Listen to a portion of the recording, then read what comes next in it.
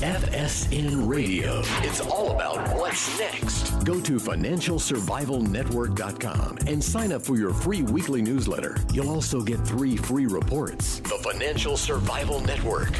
It's all about what's next.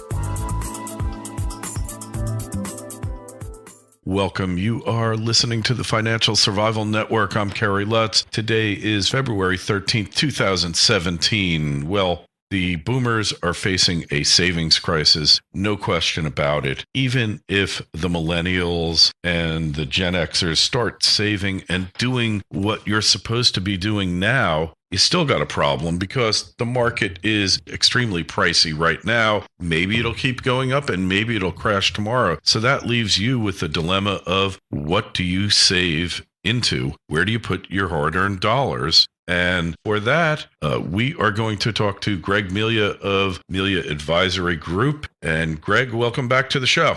Thank you for having me, Greg. Hey, so obviously there's a dilemma. On the one hand, you have boomers, many of you haven't saved enough. And that's one problem. And then you've got people, millennials, my kids in particular, who are saving, but saving for what and saving into what? So those are two distinct problems. And then you kind of have a combination of the two where people who are doing catch-up savings, where, boomers who your kids have left the house, you paid for college, you might have even sold your house, moved to a cheaper locale, downsized, if you will. You've got extra cash. What do you do with it? So really, it's a dilemma, isn't it, Greg?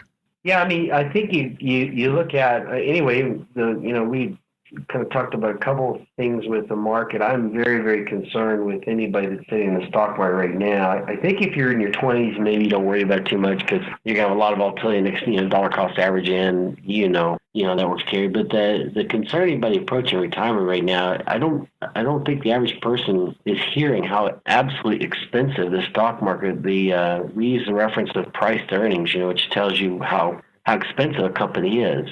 And what you don't hear being talked about today is earnings. We've had 5 straight negative quarter earnings on the S&P 500. Yeah. Earnings are going down, but the market's gone up, which means it's extremely, not as if only high. It's okay if it's high if your earnings are strong, but when it's high and earnings are low, this is a very dangerous mix. In fact, we are back to where we were. Usually you want to see an average P/E ratio historically is around 16. We're back up to where we were in 2000, 2007. That's approaching, some neighborhood of 25, 26. And it's just incredibly expensive. So I ask people all the time, if you were to buy a company, what's the first question you ask them, Kerry?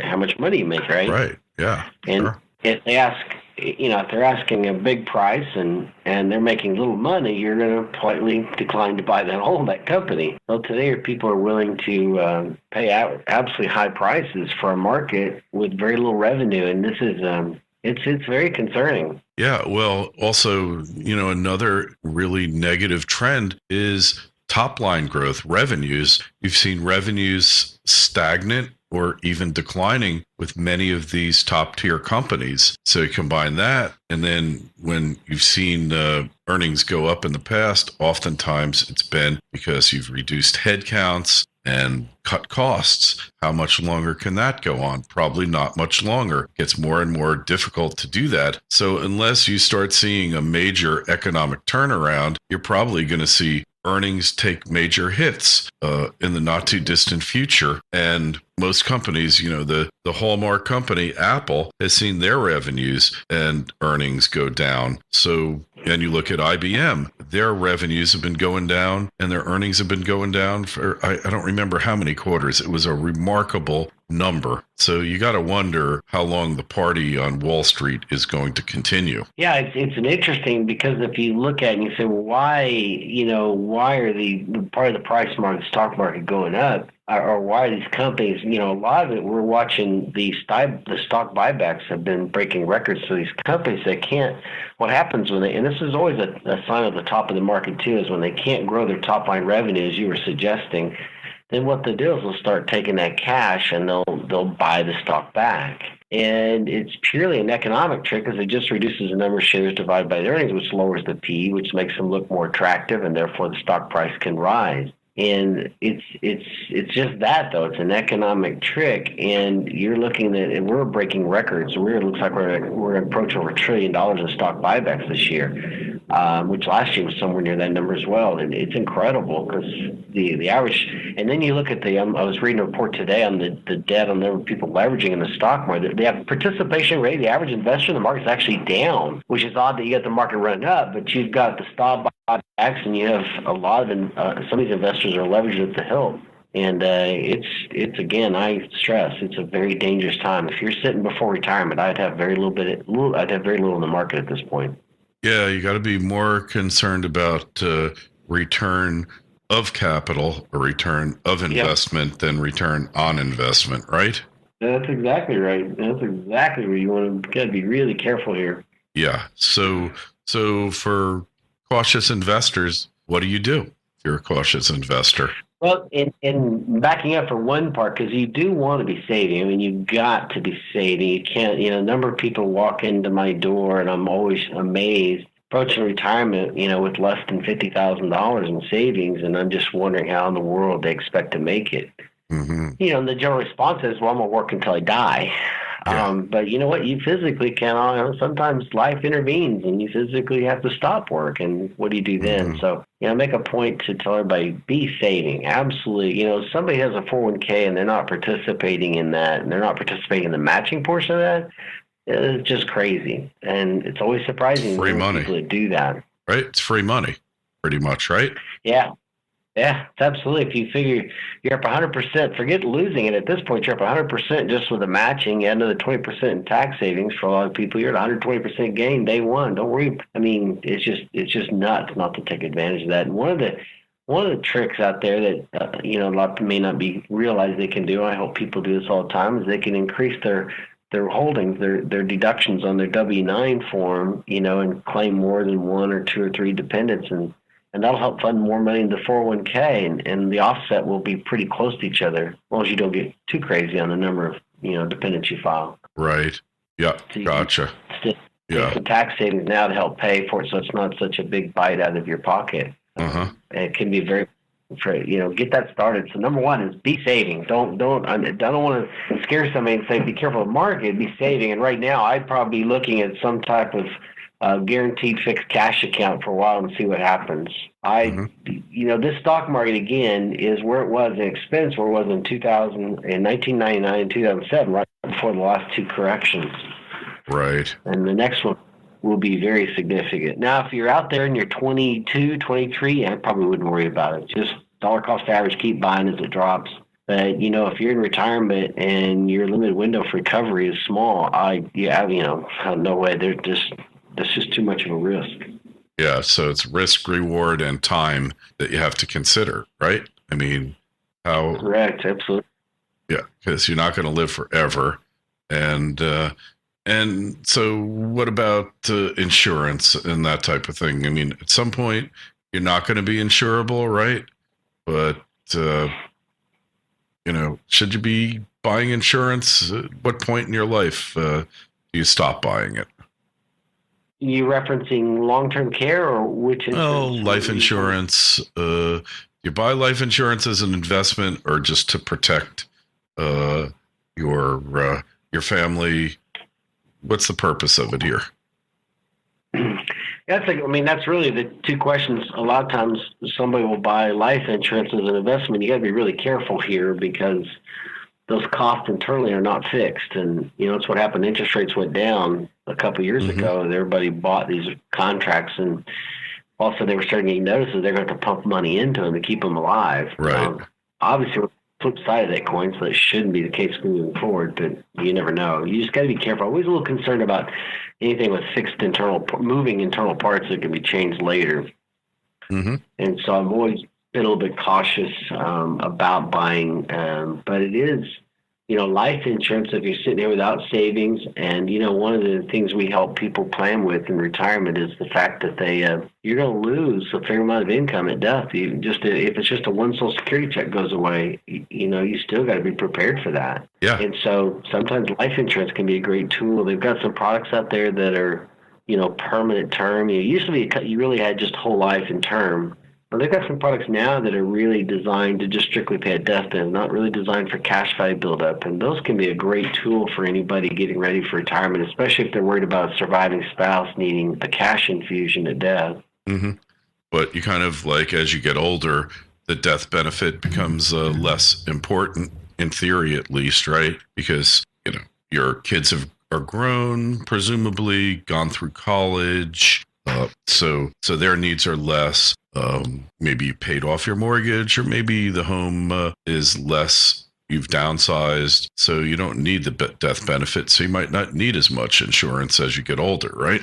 That's the idea, as long as you have savings to back it up. I was referencing, what if you're really weak on savings and maybe you do have a decent income? You may want to look at something like a permanent term life insurance to add some cash infusion at death, to make sure the surviving spouse is taken care of. Mm-hmm. Again, always, as well as I, depends on each individual picture. It's hard to give broad advice because everybody's different, but it can be a good tool as far as that is concerned. Yeah, absolutely. So everybody's situation's different, which is why everybody needs to see a planner and make a plan, right? Absolutely. Have a plan. It's a lot of, it's one of the failures is never planning. Where does it go? You never plan to fail. Yeah. Then forget the old white saying, you failed to plan. Anyway, you've got to have a plan in place.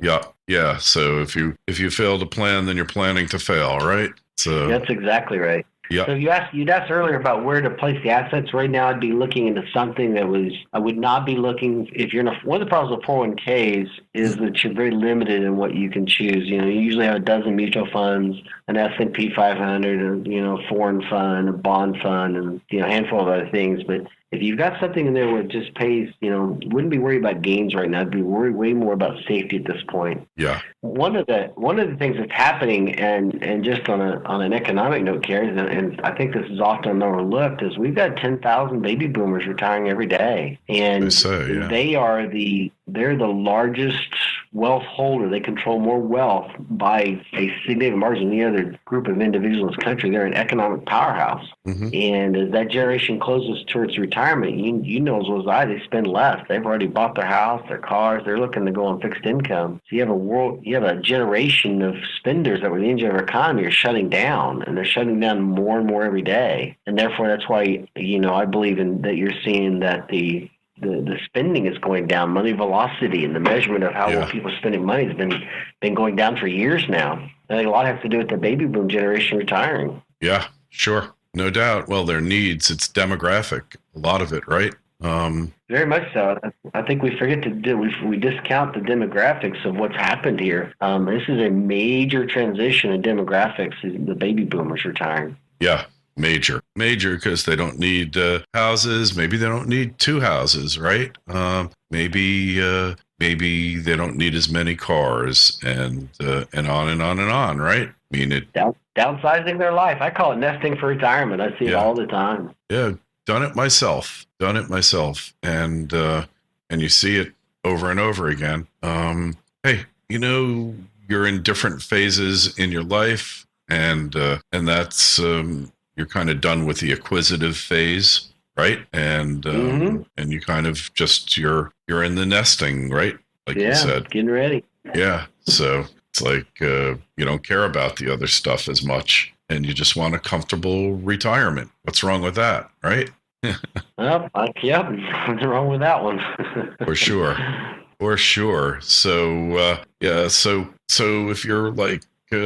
This person has got 50,000 or less in savings, and all of a sudden the light bulb went off, and you said, "Oh my God, I'm just not ready." What do you do? Do you get another job, another income source? How do you cope with this? Well, an interesting thing we're starting to see develop more and more, and again, this is an option. I'm not neither promoting it nor just more of an observing. That a lot of times you'll see retirees, they've got a house paid for, and maybe they've not considered, maybe they have, but there are places now that cater to Americans where you can live in parts of Central America and places like that where the cost of living is significantly cheaper. You can sell your house, buy a house, even stuff close to the beach. Yeah.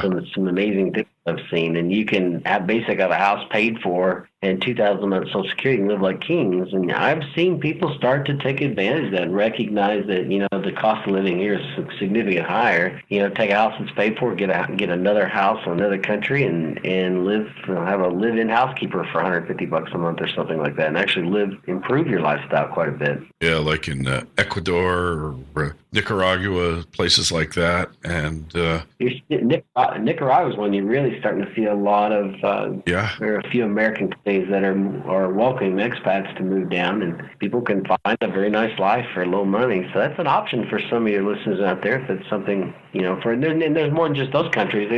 Sure. You can start Mexico, looking at safer areas of Mexico, Merida. I heard is really nice. And that's an option too. And your cost of medical care goes way down as well. And some have top-notch. Even Nicaragua has one of the top-notch medical hospitals in the world. They just recently built it a few years back, trained by doctors out of Dallas or out of the Texas area. Yes, yeah. So you do have options. That's a little dramatic, especially if you have family ties. Rich, but yeah. So, but I guess. Yeah, depending upon your situation, everything has to be on the table if it's drastic enough, right? So, if you're barely making it and you really want to improve your life, that's an option for somebody. You can't make, that's the other issue is somebody approaching retirement and all of a sudden, I think the next drop is going to be in the market significant. And so somebody's sitting there with their life savings in the market and all I've heard is buy and hold. The problem with buy and hold is it doesn't take into account your life cycle, where you at in that cycle of life. You're knocking retirement's door and you need income and suddenly you drop 60-70%. What are you going to do? Yeah. Exactly. And that could be really scary. So no wonder all these people are going on disability, right? Right, Greg? Yeah, right. Yeah, well, hey, and then you get into the issues of when is exactly the right time to take Social Security. I know that's a bit more complicated than we probably have time for, but probably not generally a good idea to take it at 62, is it? No, there are situations, again, everybody's different. Your health picture, your financial your life, what's your life expectancy, but sometimes it does make sense. I had case in my office a couple weeks ago. It really actually made more sense to go and turn it on than to wait. And so you have to really look at each case and make sure what you're doing there. But good health, unless they're desperate for the money, it generally is not going to make sense to take it. And if you are financially able to hold out till 70, then it definitely makes sense to hold out till 70. I know myself, I was looking at the thing. I finally managed to get onto the Social Security website, and it said if I took it now, if I took it at 62, I'm not there yet.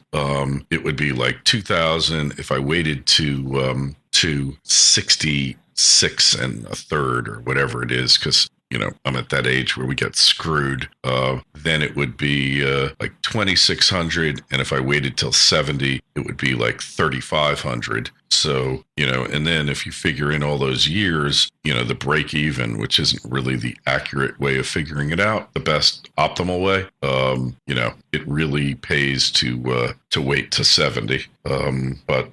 Yeah, they're probably going to change it anyway. Don't you think? They're going to have to, right? Yeah, they'll bump that age up. Yeah, they'll bump the age up, and then they tax it also. So when you take it before 66, you're getting taxed and all that. So yeah, dramatically unfair. So the key is plan now before you desperately need to plan, and watch out for the market, because the tree does not grow to the sky. Nope. Be very careful. No. So real estate, though, we didn't talk about that. Have any particular feelings about real estate now and into the future?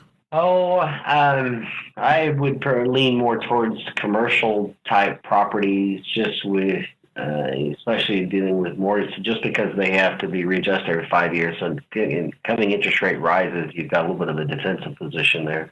Mm-hmm. So yeah, I'd be more but like some of the commercial. Again, it's one of those things you really got to watch and see what you're in and look. Senior housing is something they can't build enough of, so that's a great commercial holding. Sure. Will be for some time. But the mall stuff, you got to be really careful because they're experiencing a tremendous amount of competition from the internet. So they're dying on the vine, the malls, right? Yeah. Macy's, Dillard's are all struggling at this point. Yeah, all the brick and mortar. Bad news, but multifamily.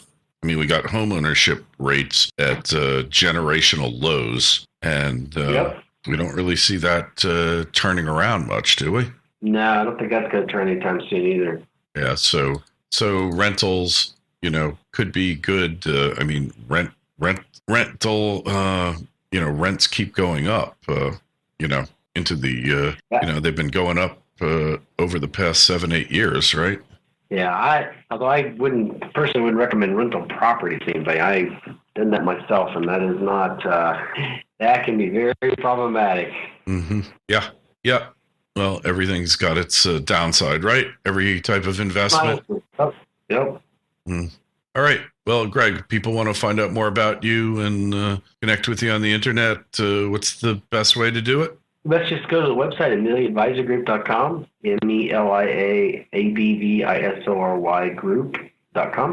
All right. And we'll have a link to it on our site, financialsurvivalnetwork.com. And while you're there, sign up for a free newsletter. And any questions, comments on this interview or any others that we do, send us an email, kl@kerrylutz.com. That's kl@kerrylutz.com. You can easily subscribe to this show and others. Just go over to iTunes, to the iTunes store, type in Kerry Lutz or Financial Survival Network. Click the subscribe button, automatically gets delivered to your iTunes program every time we do a new show, which is several times per day. And Greg, hey, it's great having you back on the show. Thank you so much for coming on, and we will definitely talk to you again very soon. Be well.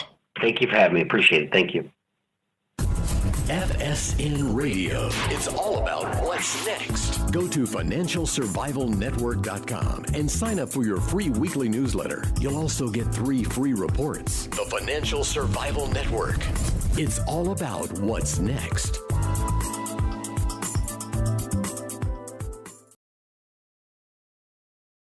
Mainly not as that's only high. It's okay if it's high if your earnings are strong, but when it's high and earnings are low, this is a very dangerous mix. In fact, we are back to where we were. Usually you want to see an average P/E ratio historically is around 16. We're back up to where we were in 2000, 2007. That's approaching, some of the neighborhood of 25, 26. And it's just incredibly expensive. So I ask people all the time, if you were to buy a company, what's the first question you ask them, Kerry? How much money you make, right? Right, yeah. And sure. If they ask, if they're asking a big price and they're making little money, you're going to politely decline to buy that company. Well, today people are willing to pay out absolutely high prices for a market with very little revenue, and this is it's very concerning. Yeah, well, also, what do you save into? Where do you put your hard-earned dollars? And for that, we are going to talk to Greg Melia of Melia Advisory Group. And Greg, welcome back to the show. Thank you for having me, guys. Hey, so obviously there's a dilemma. On the one hand, you have boomers, many of you haven't saved enough. And that's one problem. And then you've got people, millennials, my kids in particular, who are saving, but saving for what and saving into what? So those are two distinct problems. And then you kind of have a combination of the two, where people who are doing catch-up savings, where, boomers who your kids have left the house, you paid for college, you might have even sold your house, moved to a cheaper locale, downsized, if you will. You've got extra cash. What do you do with it? So really, it's a dilemma, isn't it, Greg? Yeah, I mean, I think you look at we kind of talked about a couple of things with the market. I'm very, very concerned with anybody that's sitting in the stock market right now. I think if you're in your 20s, maybe you don't worry about it too much because you're going to have a lot of volatility next, dollar cost average in, that works carry. But the concern anybody approaching retirement right now, I don't think the average person is hearing how absolutely expensive the stock market. We use the reference of price to earnings, which tells you how how expensive a company is. And what you don't hear being talked about today is earnings. We've had 5 straight negative quarter earnings on the S&P 500. Yeah. Earnings are going down, but the market's gone up, which means it's extreme. FSN Radio. It's all about what's next. Go to financialsurvivalnetwork.com and sign up for your free weekly newsletter. You'll also get 3 free reports. The Financial Survival Network. It's all about what's next. Welcome. You are listening to the Financial Survival Network. I'm Kerry Lutz. Today is February 13th, 2017. Well, the boomers are facing a savings crisis, no question about it. Even if the millennials and the Gen Xers start saving and doing what you're supposed to be doing now, you still got a problem because the market is extremely pricey right now. Maybe it'll keep going up and maybe it'll crash tomorrow. So that leaves you with the dilemma of really negative trend is top line growth, revenues. You've seen revenues stagnant or even declining with many of these top tier companies. So you combine that, and then when you've seen earnings go up in the past, oftentimes it's been because you've reduced headcounts and cut costs. How much longer can that go on? Probably not much longer. It gets more and more difficult to do that. So unless you start seeing a major economic turnaround, you're probably going to see earnings take major hits in the not too distant future. And most companies, you know, the hallmark company, Apple, has seen their revenues and earnings go down. So, and you look at IBM, their revenues have been going down and their earnings have been going down for,